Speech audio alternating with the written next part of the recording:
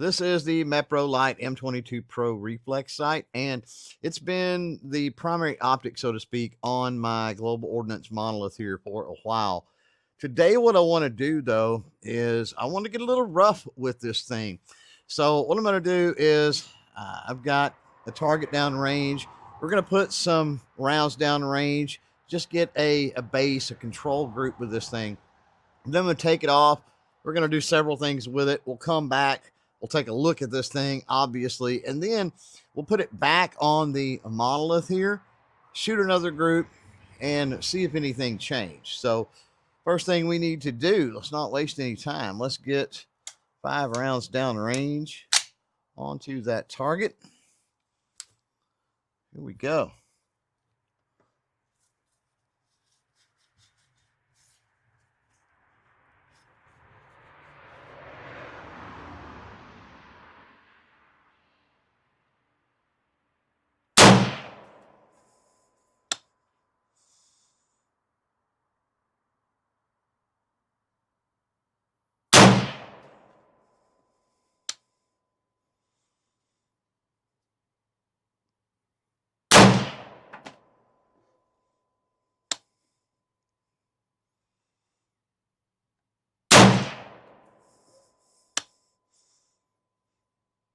One more, I think.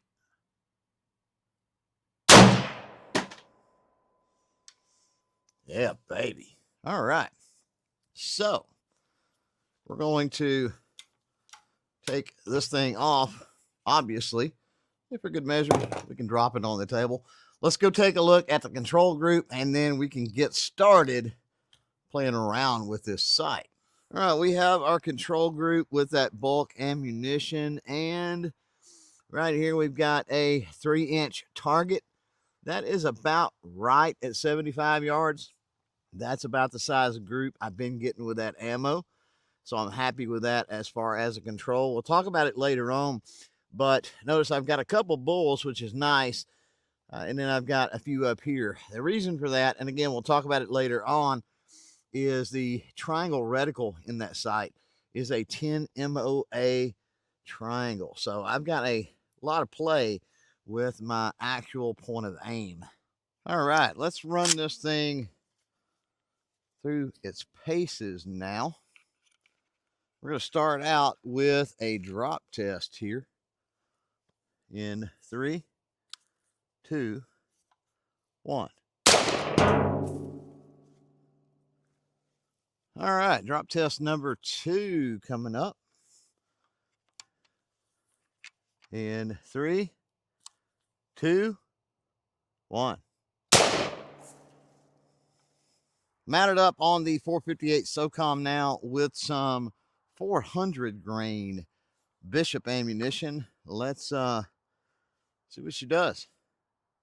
458 SOCOM in 3, 2, 1. One more time. 3, 2, 1.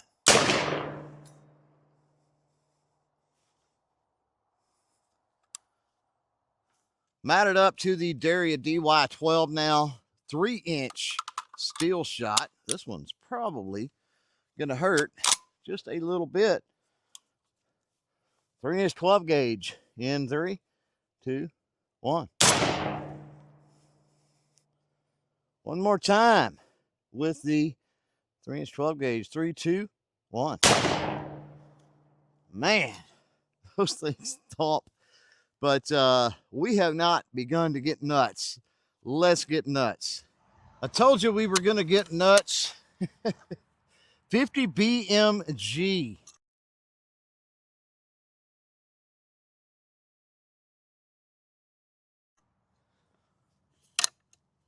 Here we go. Oh my God. In 3, 2, 1.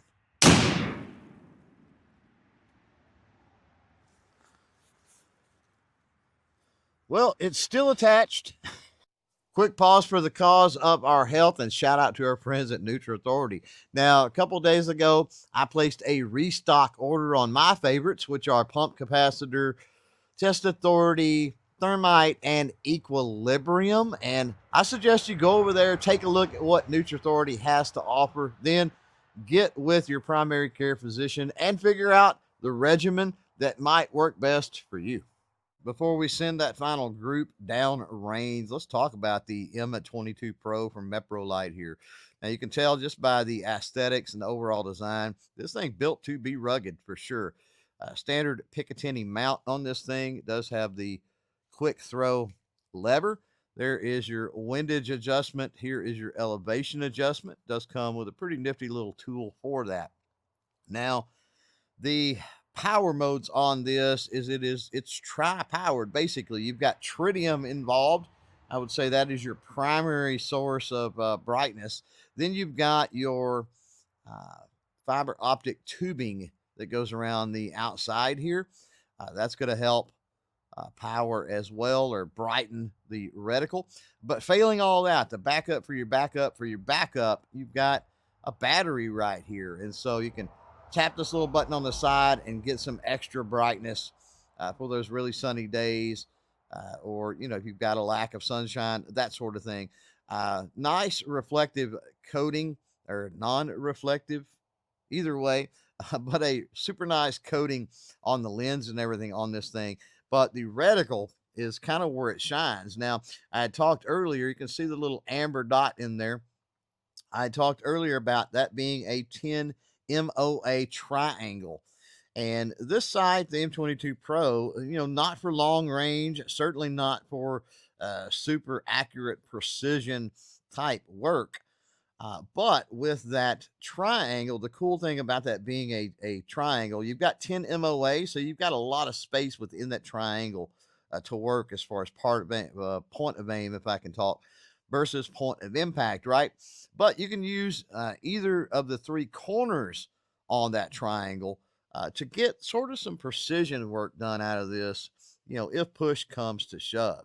All right, now is the moment of truth. Let's put the M22 Pro back on the monolith here. Gonna make sure we're going back in the same exact spot.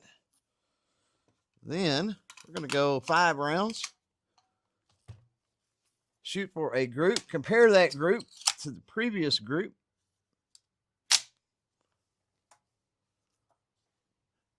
And see if all the heck that we put this thing through made a difference.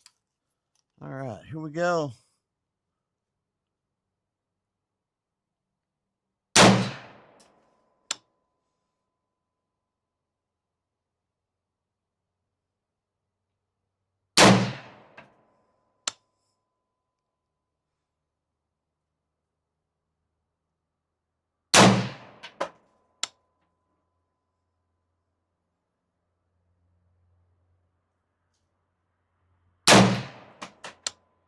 One more.